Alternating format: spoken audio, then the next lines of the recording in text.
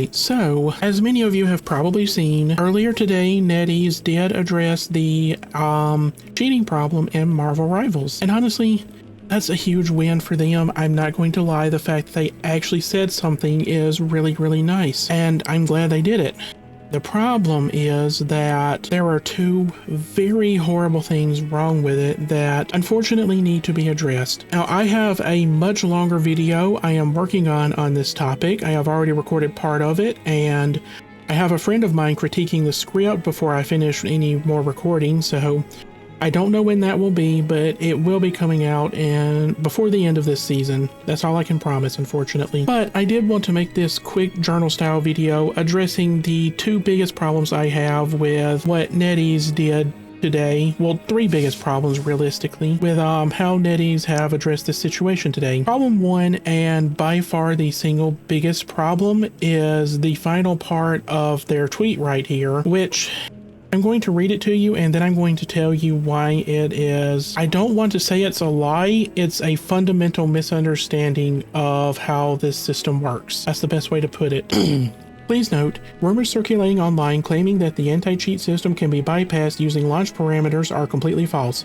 Our anti-cheat launches concurrently with the game client and cannot be disabled independently. The parameter in question merely hides the pop-up window. It does not deactivate the anti-cheat software in any capacity. So, this is technically correct, but it is also a fundamental misunderstanding of how Run as Invoker works. On Windows systems, Run as Invoker means that you run the program you are attempting to launch and any concurrent programs that launch with it as if they only have the permission sets of the user account that is actively launching them. If you launch a Steam game like Rivals as Run as Invoker and you are on an admin account, it will have admin level privileges, which is what the anti-cheat needs in order to run. However, you can also have standard user accounts and restricted user accounts on Windows in addition to admin accounts. If you use Run as Invoker on a standard or a restricted account on Windows, the anti-cheat no longer functions.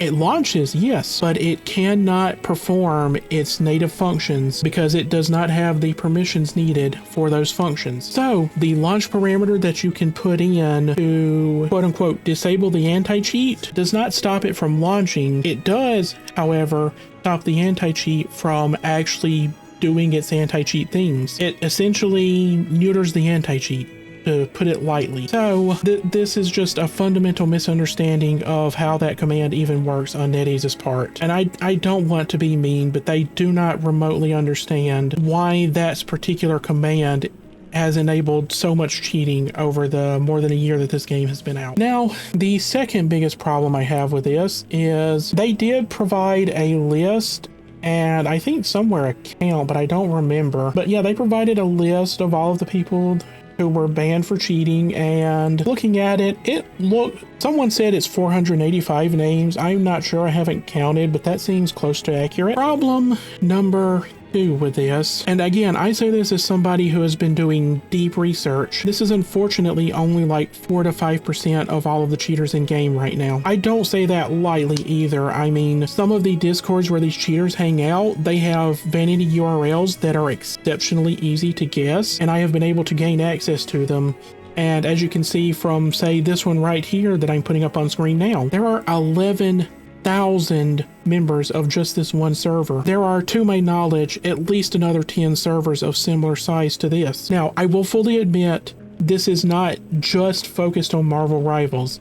These servers are focused on cheating in multiplayer hero shooters specifically. So Overwatch, Marvel Rivals, Apex Legends, games like that, that's what these servers are focused on. And between all of them, we're looking at potentially as high as 6 figures worth of cheating, potentially 100,000 cheaters. That is not a small number by any means, unfortunately. So realistically, the 400 to 500 people that they banned is maybe 4%. And finally, the third problem I have, which is, where is it on this page? They have decided to do hardware ID bans and IP bans. I have already talked in another video about why those will literally never work. I don't know how things work in China, but here in the US, your IP changes on a regular basis. Every time your power goes out, it changes. Some ISPs change it every few hours or few days just because they can. and also because it stops you from hosting a website on your own hardware without paying a hosting fee. I don't know if it works differently in China, which is where Netease is headquartered, but here in America, IP bans and hardware ID bans don't work. You can just completely bypass them with 1 or 2 clicks of a button. I know that players want more to be done, and there are definitely things that can be done to curb the cheating problem that are not device bans or IP bans. But hardware ID bans and IP bans are not going to do anything to stop the cheating problem at all. I know so many content creators have said that they are necessary. I promise you, they do not work. When you've actually studied things like network engineering and built your own networks like I have, you'll start to understand why this doesn't work. But if you don't, I have a whole video basically going over it already that you can watch. So what can be done? Well, first off, and the one that players are going to actually like the least, is something that GTA 5 itself actually does. You see, in GTA Online, for GTA 5 specifically, I don't know if any of the others even have an online, I'm gonna be honest, but in GTA Online, if you cheat, you only get put into lobbies with other confirmed cheaters. You don't actually get banned, or at least you didn't used to. I don't know if they've changed that since I've last played, because I haven't played in over a decade. But in my opinion, that is actually the best way to go about it. I know players don't like it, but the reason I think it's the best way to go about it is because you still get the daily player count from those cheaters, meaning that to your investors, you have a ridiculously high player count. And since you don't have to ban those people or remove their accounts, you can just keep it consistently much higher. I mean, again, we're looking at tens of thousands of cheaters in Marvel Rivals, potentially 100,000 cheaters across PC specifically. Imagine if all of those were just in their own lobbies and then everyone else could play regular games. I know a lot of players won't like that, but I genuinely think that is the best way to go about it. But that being said, if you do want to ban people for cheating, the best way to go about it would be to basically have the game try and communicate with the anti-cheat and see if it is actually performing its function. The run as invoker command stops certain functions in the anti-cheat from even happening. If Netease built in a way to query those functions and see if they are actually able to run, then what they could do is every few minutes in a game, maybe every 30 seconds, every minute, every 2 minutes, something like that, they just query the they just query those functions in the anti-cheat and say, hey, are you able to run? And if the answer is yes, the game continues normally.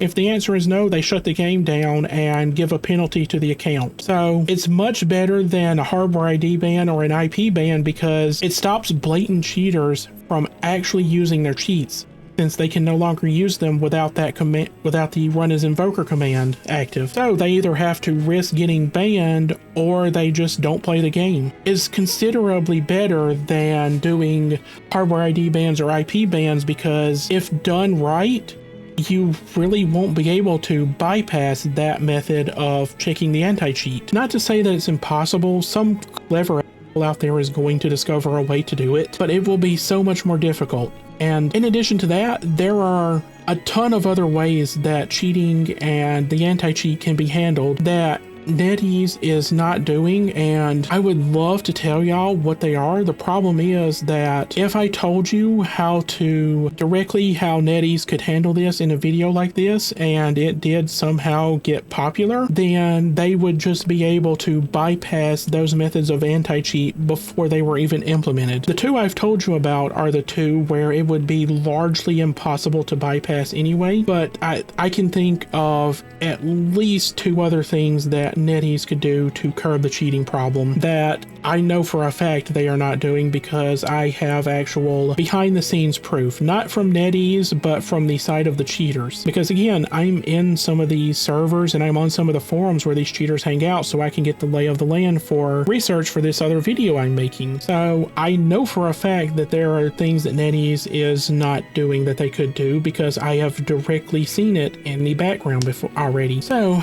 anyway, that's kind of what I wanted to talk about. Like I said, I have a much longer video that that I am working on. I started working on it last year and I wasn't even sure I was going to finish, so I shelved the project for a while. I started working on it in season 4.0 and now season 8.0, and I'm finally finishing it. So it's a lot of information to go through, a lot of stuff that I have to make sure I get correct, as well as writing a script that actually sounds good. So like I said, I have a friend reviewing it before I do any more recording, and I have no idea exactly how long that's going to take. They've already gotten me critiques back for parts of it, so hopefully it won't take long, but they're not being paid. This is something they're doing in their free time. So unfortunately, I have no idea exactly when I will hear back from them, but once I do, I will make the corrections, and then I will record the video, and then I will edit the video, and then I will release the video. All I can promise is that it will be out before season 8.5, but that's about it. So anyway, I hope you all have a wonderful morning, afternoon, or evening, wherever you are around the globe, and I will see you next time. Goodbye!